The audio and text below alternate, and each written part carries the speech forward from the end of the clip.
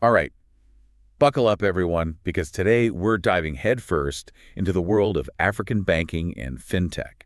I don't know about you, but I'm really curious about this one. Yeah, it's a big topic. Yeah. And we've got a ton to unpack today. We're talking IMF and World Bank reports, articles, the whole shebang. The works. But just to set the scene a little bit, when we talk about banking in Africa, it's not like it's the same story everywhere on the continent, is it? Oh, absolutely not. Africa is a continent of incredible contrast. I mean, just as one example, according to the World Bank, only about 20% of adults in Africa have formal bank accounts. Wow, that's way lower than I would have thought. It is low, yeah. Yeah. But that number, it's a little misleading because it hides massive variations from one country to the next. You can't generalize at all about the whole continent. Yeah. I mean, you got 54 countries in Africa, right? Yeah. All with different histories, different economies, different everything. Exactly. And the World Bank report, it actually uses the START example. Okay, so you've got Burundi with a GDP per capita of just $753. Okay. And then you've got South Sudan. Their GDP per capita is over $4,500. That's more than 6 times higher. Whoa. 6 times. Okay, you're right. Talk about a continent of contrast. So we've got this really diverse landscape. Are there any common challenges that all these different economies are facing? I mean, besides the obvious ones. Sure, yeah. I mean, beyond the obvious need for growth, poverty and unemployment are definitely major issues across the board. And a big one that goes hand in hand with that is unlimited access to financial services. It's tough for people to, get loans, start businesses, especially small businesses. It's that classic vicious cycle, right? Without access to money, it's almost impossible for businesses to grow and contribute back to the economy. Exactly. And that's a challenge a lot of African nations are trying to tackle, in different ways. But I think a good takeaway is that while there are these shared hurdles, it's really important to remember that each country's situation is totally unique. No one-size-fits-all solutions in Africa. Got it. Context is key. So speaking of big players on the continent, we hear a lot about these Pan-African banks expanding their reach. What's the story there? Yeah, so that's a trend that's really kind of reshaping the banking scene in Africa. The IMF report we've got here, it actually has this really interesting chart showing how fast these large banking groups are growing across different countries. Oh, cool. We're talking big names like Atijari Wafa Bank, EcoBank. They're operating in tons of countries.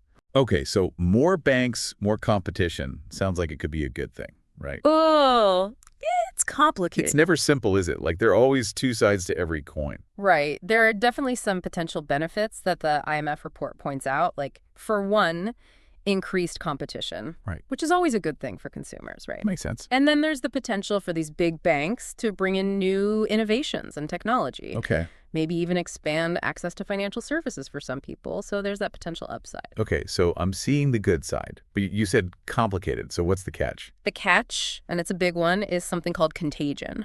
The report actually flags this as like a major concern. Contagion. Okay, that sounds a little ominous. What do you mean by that?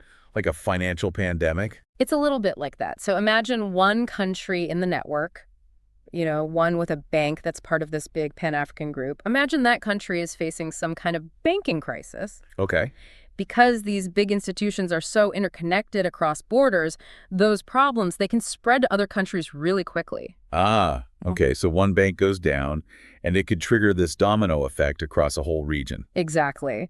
And the report highlights that this is especially a concern in countries with financial systems that maybe aren't as strong. Okay, yeah, that makes sense. They might not have the regulatory framework or even the resources to handle a big crisis like that. It's like they're building all these bridges without making sure the foundations are strong enough to handle the traffic. That's a great way to put it. And that's where the IMF is really urging caution, like they're calling for stronger oversight. Things like creating what they call crisis management groups. Crisis management groups. So is that like what, a rapid response team for the financial sector? Basically, yeah. They would be the ones who step in if a crisis hits one country. Okay. Try to help contain the damage, provide emergency support, that kind of thing. Gotcha. So kind of like a coordinated response. Exactly. And the IMF is also really pushing for these Pan-African banks to have very, very solid resolution plans. Resolution plans. Okay, Yeah. so that's like what, an exit strategy if things go really south. Yeah, exactly. Like a clear plan for how to wind down a failing bank without triggering, a massive financial earthquake. Right. It's all about damage control and preventing that ripple effect. Okay. So it kind of sounds like we're talking about walking this tightrope here, Yeah. where it's like we want to encourage growth, we want to encourage competition, which these big banks can potentially bring, But we also have to acknowledge the risks and put all these safety measures in place to make sure that it doesn't backfire. Exactly. And that balancing act, that is like the crux of the issue. Now, while we're on the topic of shaking things up in the financial world. You're talking about fintech, right? Yeah. It's like everyone is talking about this African fintech revolution. Right. Fintech. Can't talk about African finance without it these days. So what's the deal with this explosion of innovation? What's fueling it? Well, it's pretty amazing to see. The FinTech Inclusive Growth Report actually mentions that, get this, between 2011 and 2016. FinTech startups in 12 Middle Eastern and North African countries grew at a rate of 40% every year. Hold on. 40% annually. That's insane. Yeah, it's huge. And it's like this perfect storm. You've got this massive population that doesn't have access to traditional banking. Right. And at the same time, you've got this really rapid adoption of mobile phones. So you've got all these creative entrepreneurs stepping up and filling the gap. Classic startup story, Yeah. right? Finding a need and filling it. But this is on like a continental scale. Exactly. So any standout success stories from this boom? Oh, tons. I mean, you can't talk about African fintech without mentioning M-Pesa in Kenya. Oh, yeah, for sure. It started as like a simple way to send money using your phone. Right. But now, microloans, savings account, it's like its own financial ecosystem at this point. Yeah, the 2018 economic report said it was a total game changer for getting more people access to financial services. Is it living up to the hype? I think so. And M-Pesa's not alone. That same report, by the way, pointed out that sub-Saharan Africa, they've now got the highest rate of mobile banking use out of everywhere in the world, globally. Wow. Okay, so maybe fintech is the answer then. Yeah. Problem solved. Well, slow down. It's not a magic bullet or anything. Fintech has its own set of challenges to overcome. Okay, yeah, that's what I was going to say. It's got to be more complicated than that. It is, one word, regulation. Ah, yeah. That's always the tricky part. It really is. It's like they're trying to build the track while the train is already going full speed. That FinTech Inclusive Growth Report, it really stressed how crucial it is for like the regulatory side of things to keep pace with how fast innovation is happening. So it's kind of a Wild West situation out there. Kind of, yeah. Even just looking at cryptocurrency, Right. the UAE is a great example. You've got everything from total bans in some areas to like special licenses being issued in other areas. It's all over the place. Wow. Talk about a regulatory maze to navigate. It's a lot. And then, of course, there are always cybersecurity risks, right? I mean, more and more financial transactions are happening online, which is great. Right. But especially in regions where everyone's level of understanding about technology, digital literacy, it varies so much. It creates a real target for fraud and cyber attacks. Yeah, for sure. Okay, so a lot to be excited about with fintech, but also some serious growing pains to work through. So for someone listening who's maybe thinking about getting involved in African banking or fintech, what's the big takeaway here?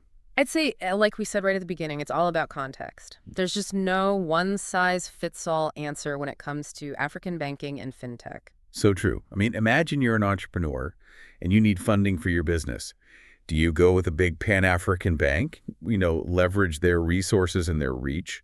Or do you partner with a smaller fintech startup that's maybe a little more agile and in tune with your specific market? Right. Or maybe you're a policymaker who's trying to figure out how to balance all of this. Yeah. You want to encourage innovation, but also make sure that consumers are protected in this rapidly changing environment. It's a lot.